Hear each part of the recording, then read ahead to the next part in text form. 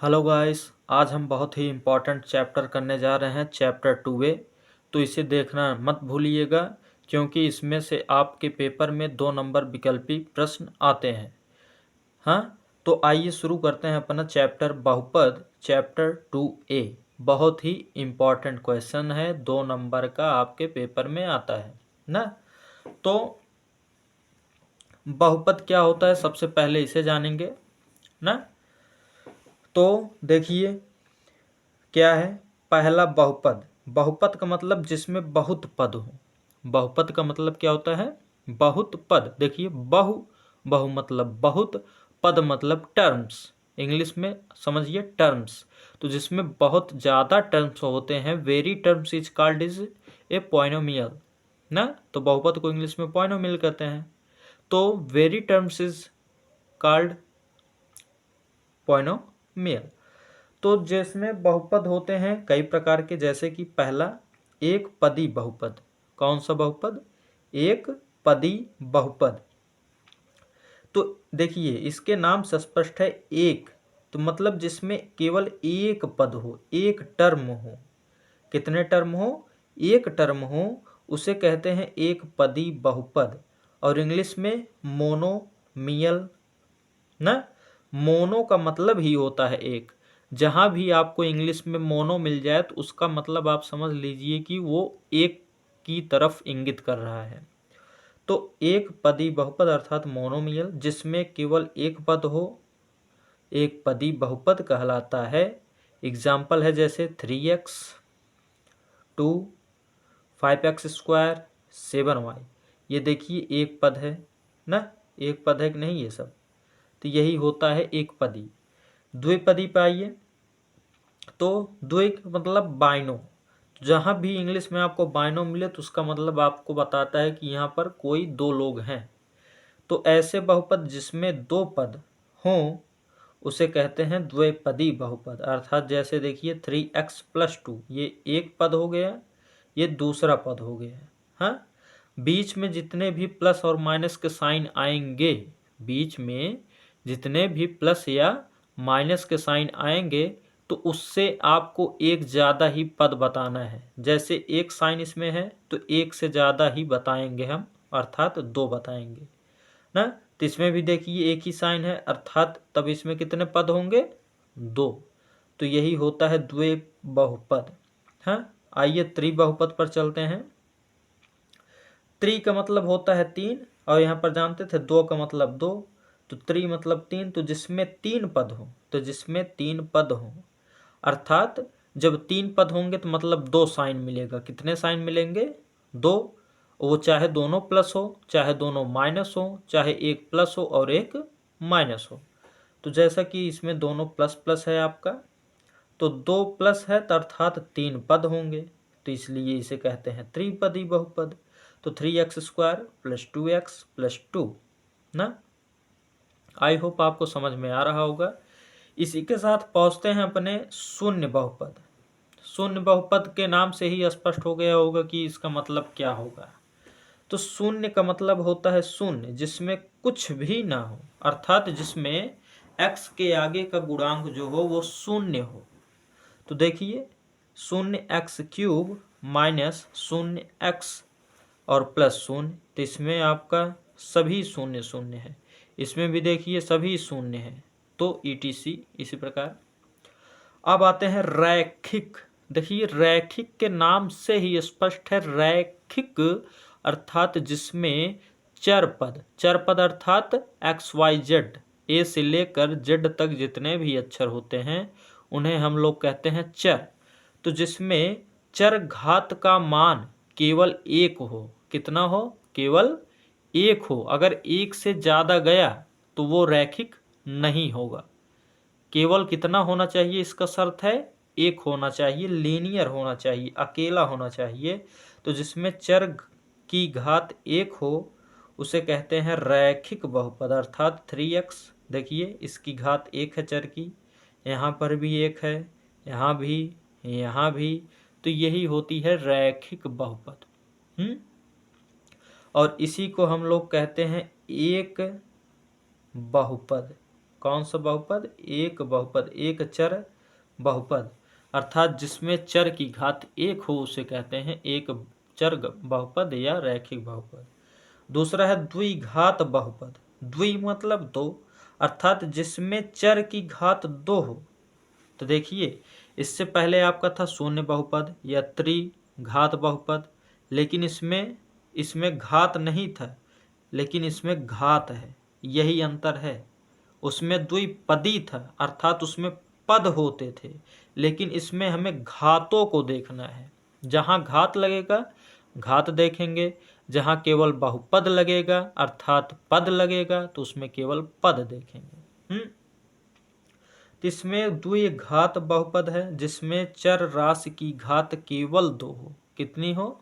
दो हो, उसे कहते हैं द्विघात। अर्थात जैसे 3x², अगर x² से ज़्यादा हुआ तो वो द्विघात बहुपद नहीं होगा। अगर 2 से 3 दिखाई दिया उसमें तो वो द्विघात बहुपद नहीं होगा। हाँ, केवल और केवल कितना होना चाहिए? 2, या तो उससे कम हो, 2 से ज़्यादा ना हो। 2 से कम होगा तो वो द्विघात बहुपद तब भी नहीं होगा, लेकिन उस पद में 2 जरूर होना चाहिए, तभी वो द्विघात बहुपद होगा। उससे ज़्यादा ना हो कम। हाँ, अगला है त्रिघात बहुपद, जिसमें चर राशि की घात अधिकतम कितनी होनी चाहिए? 3 होनी चाहिए। कितनी हो? अधिकतम 3 हो, जिसमें चर घात की अधिकतम पद कितना हो? 3 हो, उसे कहते हैं त्रिघात बहुपद। कौन सी घात बहुपद कहते हैं? त्रिघात ना। जैसे 3x³ x², 2/3। तो देखिए इसमें 3 है तो यही मेन है, जिसकी घात सबसे बड़ी होगी वही होगा, अर्थात 3 ही होनी चाहिए। इसी प्रकार अगर आपको कह दे 4, तो 4 उसमें घात होना चाहिए। 5 बोल दे तो 5 होना चाहिए। 6 बोल दे 6, 10, 1000, जितना भी बोले वही होगा। हाँ, अब आइए अपने तरफ एग्जाम्पल पर चलते हैं, जो कि आपके पेपर में पूछा गया है। कहा है आकृति y बराबर fx, अर्थात ये जो आकृति है इसमें y का मान आपको दिया है fx में। किस में दिया है? fx में। तो उसी fx का हमें क्या निकालना है?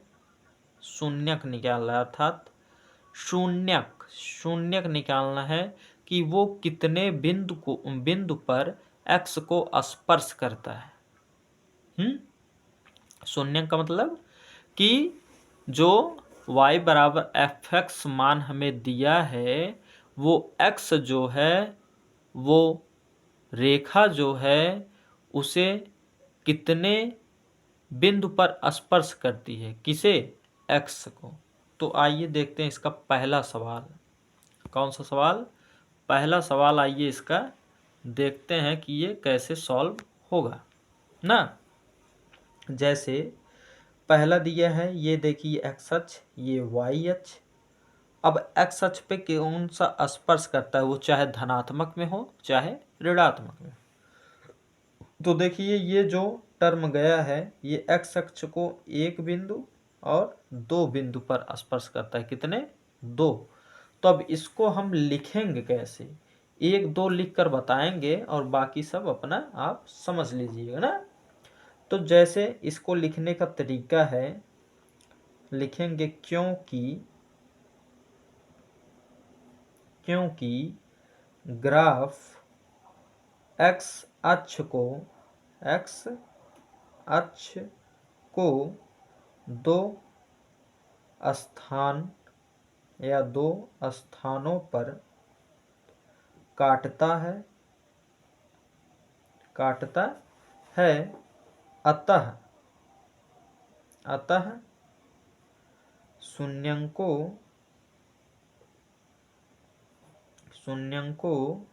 की संख्या कितनी होगी? तब 2 होगी।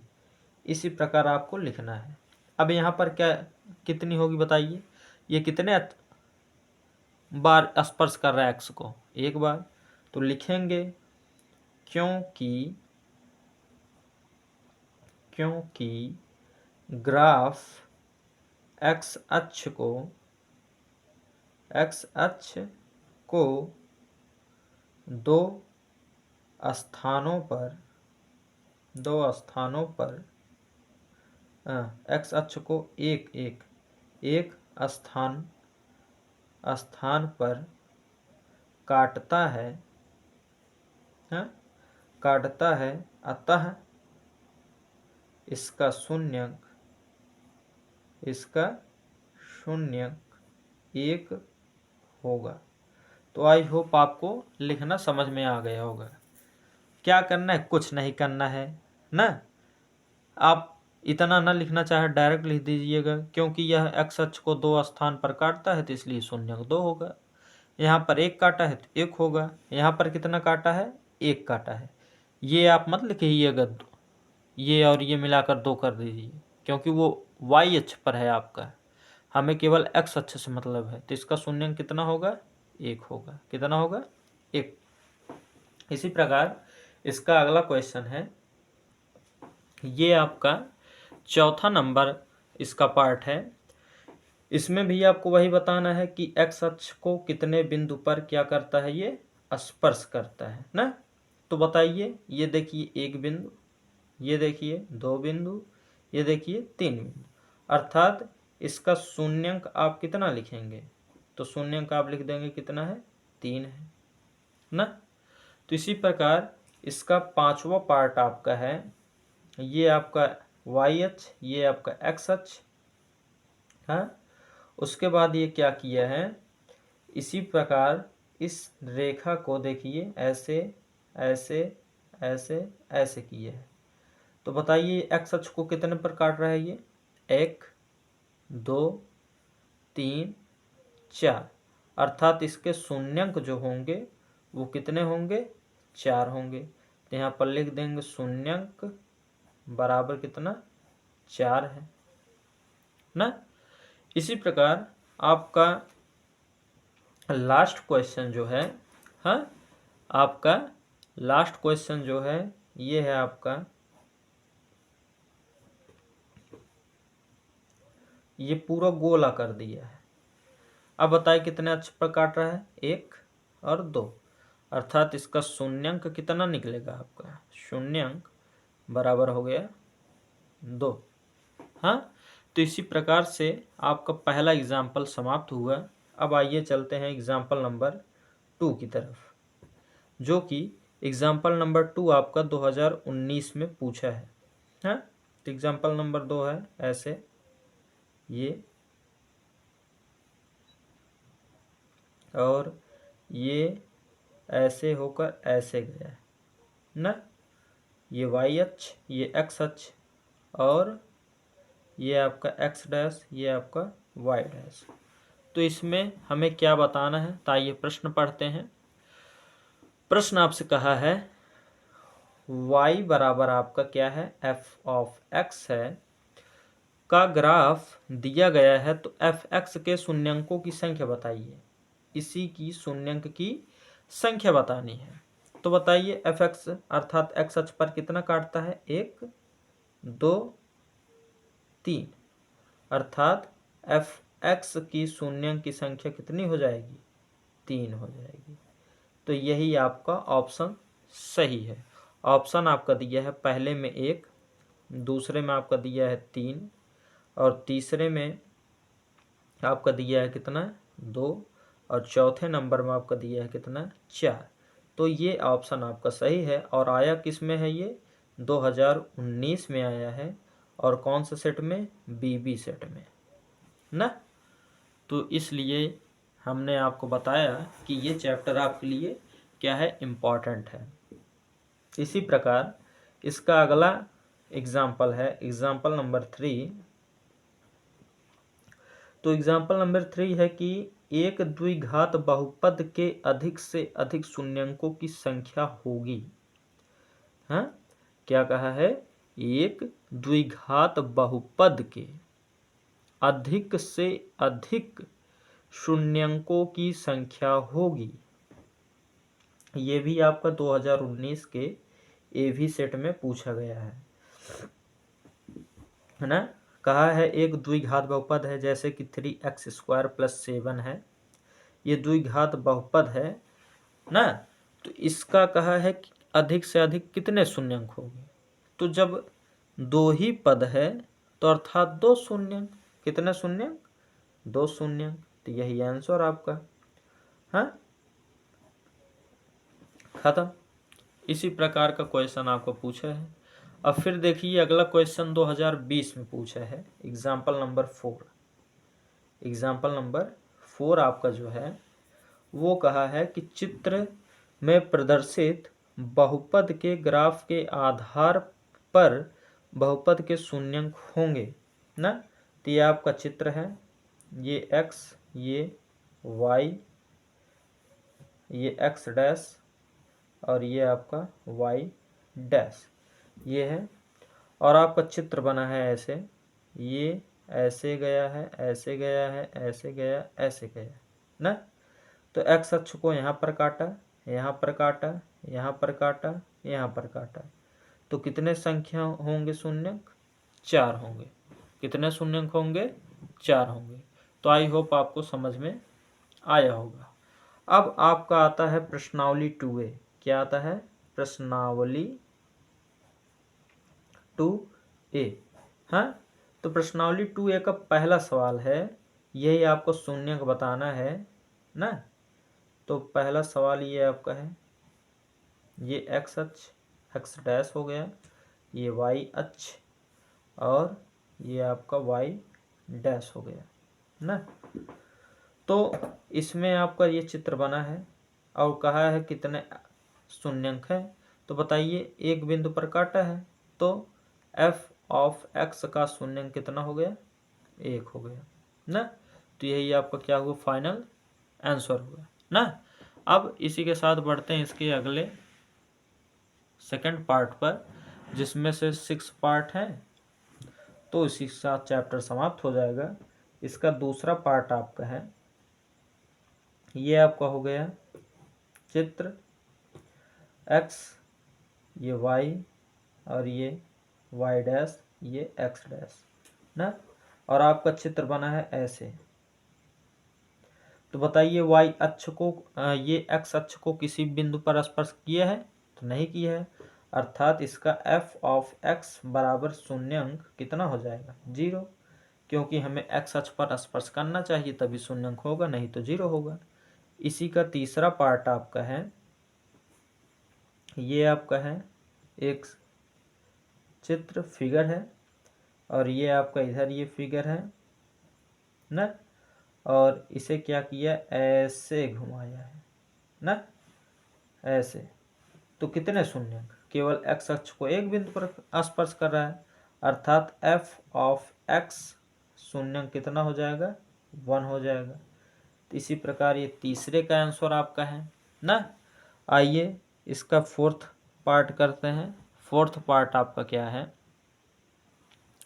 तो फोर्थ पार्ट में आपको दिया है, ये आपका फिगर है, ये फिगर हो गया आपका ना, x अक्ष, y अक्ष, y डैश और ये x डैश।